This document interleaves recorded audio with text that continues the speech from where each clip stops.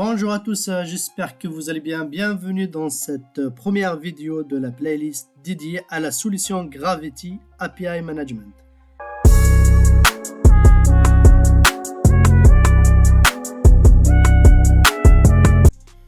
Si vous découvrez par hasard cette chaîne et que le contenu vous plaît et vous intéresse, n'hésitez pas pour m'encourager à vous abonner, à liker, à partager ou à laisser des commentaires, car ça va aider à faire connaître la chaîne et à bien la référencer sur YouTube.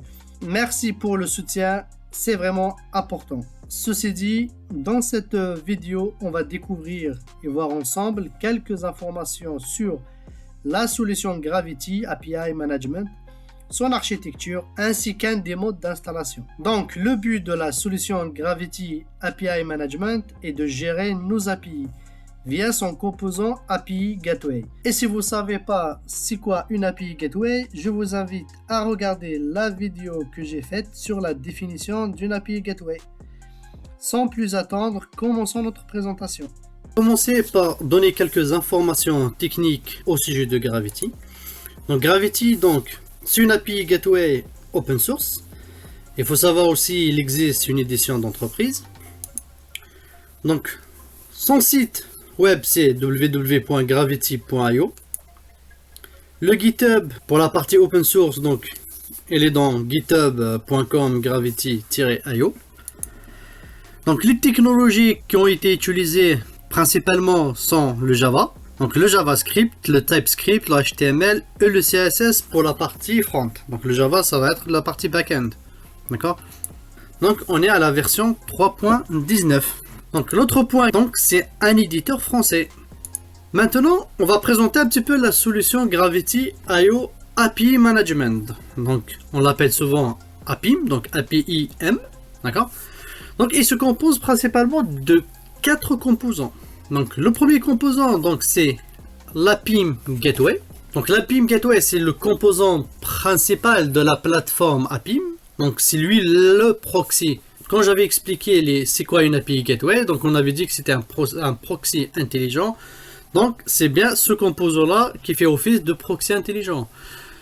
Donc l'API Gateway a la capacité d'appliquer des policiers aux requêtes HTTP et aux réponses, ainsi que les transformer, donc transformer les requêtes et les réponses, et d'ajouter aussi de la sécurité aux API backend. Donc le deuxième composant c'est l'API API. Donc c'est une API REST qui expose au fait des services pour gérer les deux composants que je vais présenter tout de suite. Donc le troisième composant c'est l'APIM Console. Donc l'APIM Console, c'est une interface web qui permet d'accéder aux certains services APIM. Donc les publishers peuvent l'utiliser pour publier des API et les administrateurs peuvent également aussi configurer les paramètres globaux de la plateforme et les paramètres du portail. Donc c'est le quatrième composant de la solution Gravity API Management, c'est l'APIM Portail. Donc l'APIM Portail, c'est une interface web qui permet d'accéder aux certains services APIM. Donc les consommateurs d'API peuvent l'utiliser pour, par exemple, rechercher, afficher, essayer et s'abonner aux API qui ont été publiés par les publishers. Ils peuvent aussi également l'utiliser pour gérer leur application. Donc ces deux APIM Console et APIM Portail, elles sont gérées via l'APIM API. Donc maintenant on va présenter un petit peu les fonctionnalités qui sont les suivantes. Donc on a une interface web qui est disponible, c'est le premier point. Ce qui est aussi pas mal, pour le deuxième point, c'est que Gravity possède toute la pile technologique. La fonctionnalité que prend pas en charge pour le moment Gravity, c'est le service mesh, d'accord. Il prend en charge aussi l'opérateur Kubernetes. Il supporte les cas d'utilisation pour les pipelines CI/CD. Il prend en charge aussi, il supporte tout ce qui est REST, API, SOAP, GraphQL. Il supporte aussi le Kafka, le gRPC, les WebSockets, les Webhooks et les protocoles Mediation. Qu'est-ce qu'on veut dire par protocole Mediation? Un client peut attaquer l'API Gateway avec le protocole HTTP et l'API Gateway peut attaquer le backend via le protocole TCP par exemple. Donc il fait une médiation entre deux protocoles différents. Il prend aussi en charge les events native API. Il prend aussi le no XML policy configuration. Et il inclut aussi un portail pour les développeurs. Et il fait aussi du remote API cross environment. D'accord? Je ne vais pas détailler tous les points un par un dans cette vidéo.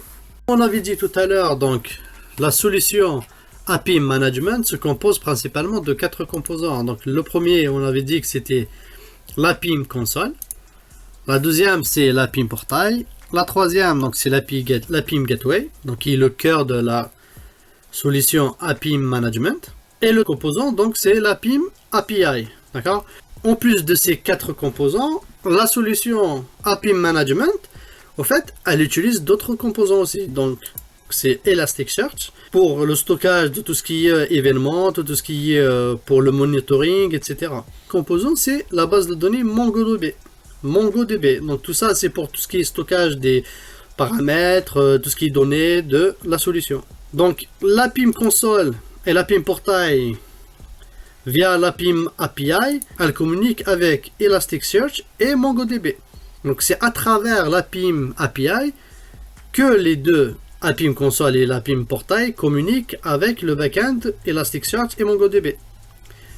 On a aussi l'API Gateway qui communique aussi directement via Elasticsearch et MongoDB pour récupérer tout ce qui est configurations qui ont été faites pour appliquer par exemple les policies sur les appels clients, donc qui ont été setés via l'API Console à travers l'API API, donc qui est stocké directement dans la base de données MongoDB. Et aussi l'API Gateway, pour des raisons aussi de monitoring, elle stocke des données au niveau de Elasticsearch. D'accord? Donc après avoir expliqué l'architecture de Gravity, on a 3 acteurs. Donc le premier acteur, donc ce qu'on appelle le API Publisher. D'accord? Donc l'API Publisher donc, a le rôle de manager. Il permet aussi de sécuriser, déployer et monitorer les API. D'accord? Le deuxième acteur, donc c'est l'API Developer. Donc l'API Developer, donc c'est le consommateur. Son rôle, c'est de découvrir, d'essayer les API, de souscrire et faire aussi du reporting sur les API. Après, donc du coup, le acteur principal, donc c'est l'acteur qui a plus besoin de la solution Gravity, donc c'est les applications et les end-users pour qu'ils puissent communiquer avec tout ce qui est backend, que ce soit du backend REST API, SOAP API ou gRPC. Donc c'est les backend API. Donc c'est à travers l'API Gateway que l'utilisateur pourra communiquer ces backend API. Donc on a des informations sur Gravity et on connaît son architecture logicielle. Donc maintenant ce qu'on va faire, c'est procéder à son installation, d'accord? Je vais ouvrir mon terminal, je vais agrandir tout ça. Donc pour l'installation de Gravity, si vous regardez bien la documentation de Gravity, on peut l'installer sur Amazon AWS, on peut l'installer aussi sur Docker. Donc il nous fournit les étapes d'installation étape par étape via les commandes Docker ou bien passer par un Docker Compose. On peut l'installer aussi sur du Kubernetes, installer aussi sur des distributions Red Hat CentOS. On peut faire de l'installation directement à partir des binaires. Donc, il faudrait télécharger directement sur leur site internet. D'accord? Dans cette vidéo, j'ai opté pour une installation via Docker Compose. D'accord? Donc, avant de faire l'installation via Docker Compose, on va déjà créer quelques répertoires nécessaires afin de mapper les volumes de nos conteneurs Docker. Ces répertoires-là sont les suivants. Donc, je vais copier directement la liste de mes répertoires et je suis entré et ça me les crée. Donc, on a créé au fait plusieurs répertoires. Un répertoire pour les données de MongoDB, pour la base de données. Un autre répertoire pour les données de Elasticsearch. Et aussi pour les plugins, si on veut rajouter des plugins. Un répertoire aussi pour notre API Gateway. Donc on en a 2 répertoires, un pour les plugins, un pour les logs. Pareil pour notre API Management API. Donc on a aussi la possibilité de rajouter des plugins et ça c'est le répertoire des logs. On a aussi un répertoire de logs pour notre console et aussi un répertoire de logs pour notre portail. D'accord? Donc je vais effacer tout ça. Maintenant, je vais ouvrir mon Visual Studio Code et je vais arriver directement à mon fichier Docker Compose que j'ai téléchargé directement via le site. Donc on peut le récupérer directement via le curl. D'accord, donc c'est le Docker Compose qui se trouve directement dans ce chemin-là. D'accord. Maintenant, on va décrire ce qu'on a au niveau de notre fichier Docker Compose. On a la déclaration de deux networks, donc un front-end et un back-end qu'on appelle le storage. D'accord. On a aussi, on va déclarer les services. Donc, le premier service, donc c'est le service qui correspond à notre base de données MongoDB. Donc on récupère directement l'image MongoDB. D'accord. On lui donne un nom à notre conteneur. On rajoute le restart always. Là, on mappe le volume. Donc le volume dans notre conteneur data db, on le map en local vers home NiTag Gravity MongoDB data. On attache notre base de données au network storage, d'accord, donc au réseau backend. Le deuxième service, donc, c'est notre Elasticsearch, d'accord. Donc, on récupère l'image Elasticsearch du dépôt. On lui donne le nom à notre conteneur, donc geo apim Elasticsearch. Donc, le restart, toujours always. On map le répertoire du conteneur où se trouvent les données vers le répertoire qu'on a créé au niveau de notre machine, d'accord. Et on rajoute aussi quelques variables d'environnement. Donc ces deux-là, c'est pour le binding. Donc du coup, le Elasticsearch, il va écouter sur toutes les adresses IP dans notre serveur. D'accord.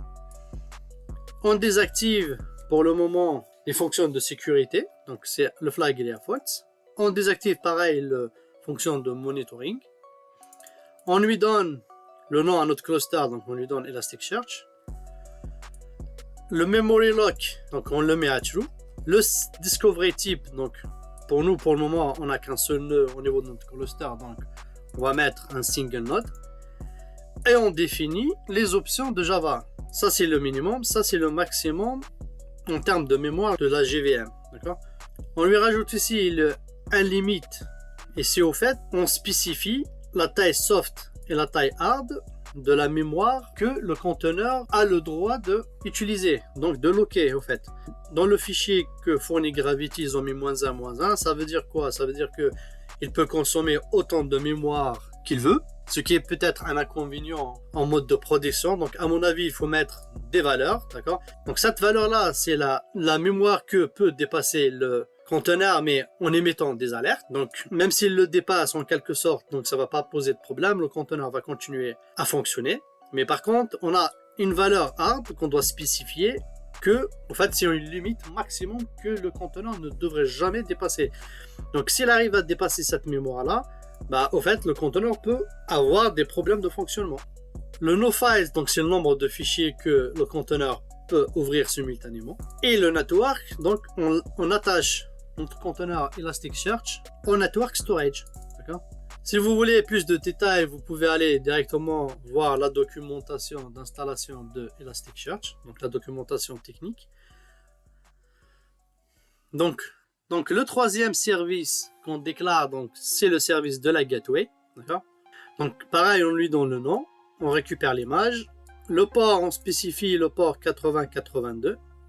Donc ça, c'est le port qui est exposé par notre conteneur. Donc du coup, notre gateway écoute sur le port 8082 depuis notre machine.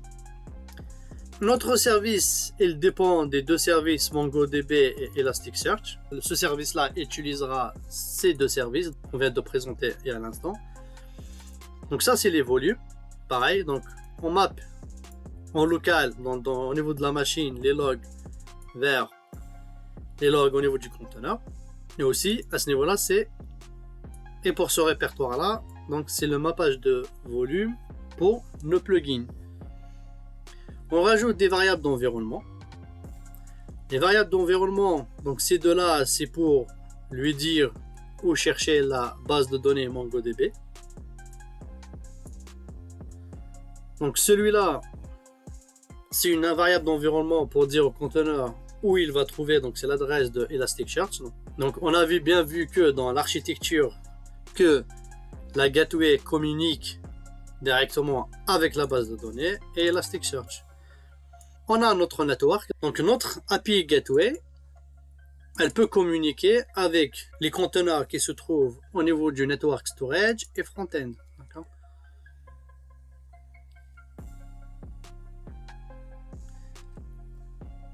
À ce niveau-là, on déclare notre service API, donc c'est l'API REST. Pareil, donc on récupère l'image, on lui donne un nom à notre conteneur, le restart always. Donc le port c'est le 8083. Donc on va lier notre API à la base de données MongoDB et Elasticsearch, d'accord. Et ça dépend aussi de la base de données MongoDB et Elasticsearch. Les volumes, pareil, on map les volumes pour les logs et aussi on map les volumes pour nos plugins, d'accord. Donc ces répertoires là sont à l'intérieur bien sûr dans notre conteneur et celui-là pareil. Les variables d'environnement, donc c'est on lui rajoute, on lui spécifie où il va trouver la base de données et aussi notre Elasticsearch, d'accord. Pareil, le network, on attache notre API au network storage et front-end. Pourquoi? Parce que le front-end communique avec notre API, donc il faudrait bien que les conteneurs qui se trouvent au niveau du network front-end et storage puissent communiquer entre les deux. C'est pour cela qu'on a déclaré ces deux-là en fait, le storage et le front-end. Et les deux derniers services qu'on a, donc l'avant-dernier, donc c'est l'API Management UI, ça donc c'est notre console, d'accord, d'administration. Donc on récupère son image, le start always, il écoute sur le port 8084 au niveau de notre machine. On rajoute aussi la variable d'environnement pour qu'il puisse, pour que le portail, pour que la console puisse communiquer avec notre API, d'accord. Donc notre API reste. Donc c'est le port 8083, donc il correspond bien au 8083 ici, d'accord. Les volumes pareil, donc on map les logs de Nginx directement vers Management EU Log. Vu que c'est une interface web, donc on attache notre conteneur au network front-end. Ici, donc celui-là, donc c'est le portail. Donc c'est l'interface web du portail. Pareil, elle écoute sur le port 8085 en dehors du conteneur. Et notre Nginx, il écoute sur le port 8080. Et il dépend de notre management API. D'accord. Pareil à ce niveau-là aussi pour notre console d'administration. On rajoute une variable d'environnement pour lui dire, où se trouve notre API. Donc d'accord. Donc c'est l'API REST. Le volume pareil. Donc c'est Nitec Gravity API Portail Log qui est mappé directement au niveau du varlog Nginx au niveau du conteneur. Pareil, c'est une interface web, donc on l'attache au réseau front-end. Donc voilà d'une manière détaillée notre Docker Compose pour YAML. Maintenant ce qu'on va faire c'est exécuter tout ça. Donc exécuter notre Docker Compose. Je vais réduire, je vais revenir à mon terminal. Je fais un clear. Donc mon fichier c'est celui-là, d'accord. Maintenant ce que je vais faire c'est je fais un sudo docker compose up -d. Donc une petite attention sur l'utilisation du sudo. Là je le fais pour faciliter l'installation, mais par contre en mode de production il faudrait jamais exécuter les conteneurs en mode root, d'accord. Donc il faut vraiment créer un utilisateur Docker pour pouvoir exécuter nos conteneurs qui a des privilèges moindres que le root, que le sudo. Donc maintenant je vais faire un sudo docker up-d. Il me demande le mot de passe sudo. Je vais rentrer. Donc là il récupère l'image, il fait un pool de l'image MongoDB.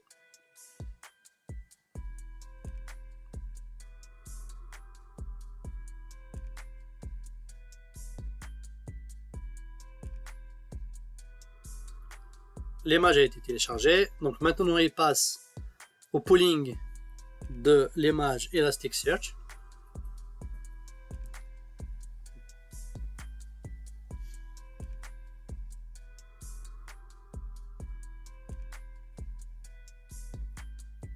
Ok, il a fini. Maintenant, il passe à la gateway. Donc, il télécharge la gateway. Ok.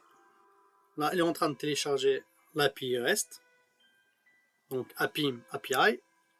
Il a l'air d'avoir fini.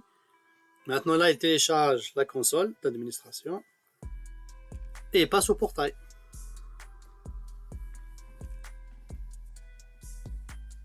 Donc, on obtient un don sur tous les composants de notre plateforme Gravity.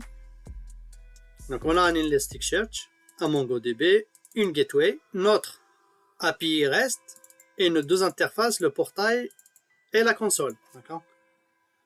Je vais faire un clear, je vais vérifier tout ça. Je fais un sudo docker ps et on voit bien que ces conteneurs sont à l'état up. D'accord. Donc, ils ont bien été démarrés. Donc, ce qu'on va faire, c'est d'ouvrir un navigateur et voir si on accède à la console et au portail de développement. Donc, si je fais un HTTP 8084, d'accord. Donc là, logiquement, c'est notre console, donc de Gravity. Si je fais entrer, on a bien notre console qui démarre. On va essayer de se connecter, donc en utilisant le username admin. Donc, on a des valeurs par défaut qu'il faudrait bien sûr changer. Il ne faudrait pas laisser. Et le mot de passe, c'est admin. Je m'enregistre. Non, c'est pas bon. Donc, c'est admin.